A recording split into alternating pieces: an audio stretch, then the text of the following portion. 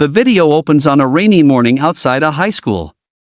A girl walks slowly through the gate, the soft clink-clink of her prosthetic leg echoing against the wet pavement.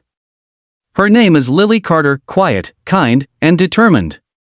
But that morning, 3 boys were watching her from the hallway window, smirking. What they didn't know was that the girl they were about to hurt was not someone who would stay silent. What they didn't know was that she had a past, one that would change their lives forever. You can break someone's things, Lily says in a voiceover, but you can't break their spirit.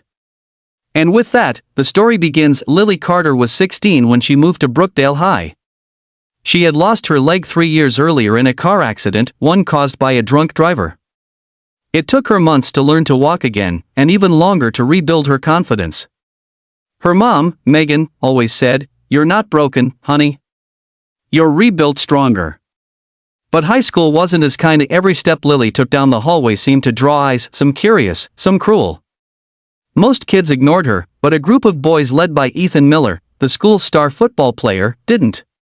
They called her Tin Girl. Sometimes they'd mimic her limp when she walked past. Lily tried to ignore it. She focused on her studies, her art, and volunteering at a rehabilitation center for kids with disabilities. That center was her happy place, a space where kids like her learned to live fearlessly. One day, after school, she was sketching in the art room when Ethan and his friends, Jake and Cole, barged in. "Hey, Robolegs," Ethan said with a grin, "you ever get Wi-Fi with that thing?" The room went quiet. Lily didn't respond. She kept drawing. That silence somehow angered Ethan more. Too proud to answer? Jake mocked. Then, without warning, Ethan kicked at her prosthetic leg hard. The sound of metal hitting the floor echoed like thunder. Lily gasped as her prosthetic came loose and fell, leaving her off balance and terrified. The boys laughed until the art teacher walked in. Lily was shaking. She didn't say a word, not even when the teacher helped her up. She just picked up her broken leg, hugged it to her chest, and limped out on one foot. That night, sitting in her room, she cried until her chest ached, not because of the pain, but because she had promised herself she'd never let anyone make her feel weak again. Her mother tried to comfort her, but Lily only said one thing, "Mom, I think it's time I remind people what I'm capable of." The next morning, she didn't go to school. She went somewhere else, the rehabilitation center. There, she met with Coach Daniels, a former Marine who taught self-defense to people with prosthetics. He had helped her once before, and now, she wanted his help again. "I'm done being afraid," Lily said. "Teach me to stand tall, even if I have to do it on one leg." Coach Daniels smiled. "You already are standing tall, Lily.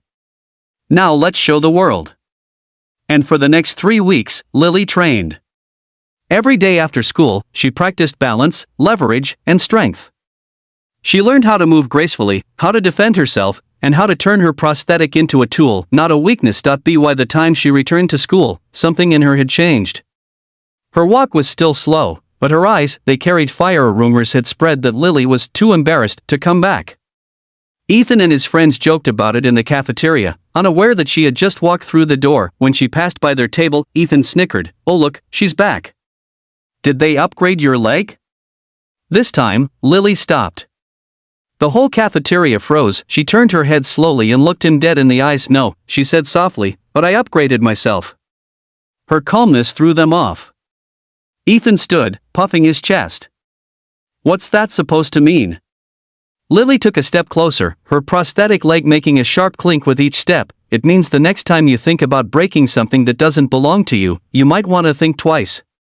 The students around began whispering. Ethan smirked, trying to regain control. "Or what?" Lily leaned in.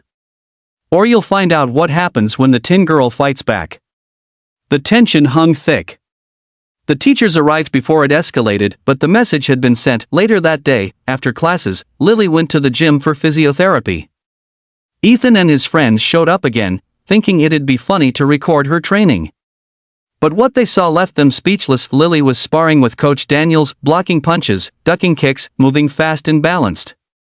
She looked fierce, unstoppable. Ethan's phone trembled as he recorded. "Wait, that's her?" Jake whispered. Ethan nodded slowly. "Yeah, that's her." Coach Daniels noticed them at the door. "You boys here to laugh, or to learn something?" Ethan lowered his phone. For the first time, there was no smirk on his face, just guilt. That night, the video went viral on social media. Disabled girl trains like a warrior. Thousands of people shared it, calling Lily an inspiration. The next day, Ethan walked up to her locker, eyes downcast. "Lily. I'm sorry. For everything." Lily looked at him for a long moment, then said, "You broke my leg. But what you really broke was your own character. I hope you fixed it, the way I fixed mine." She walked away, leaving Ethan standing alone, but changed. Months later, Lily stood on a stage at a school assembly, giving a talk on courage and respect. "You can't control what happens to you," she said. "But you can control how you rise from it. Never let anyone make you feel less because you're different. Your difference is your power." As she finished, the audience rose in a standing ovation, including Ethan and his friends, and in the crowd, Coach Daniel smiled proudly because the girl once called Tin Girl was now known as Iron Heart. And that's the story of how Lily turned her pain into power, proving that true strength isn't in what you have, it's in who you become. If you felt inspired by her journey, don't forget to subscribe to SH Stories, where every story reminds you that courage always wins. Dizzy.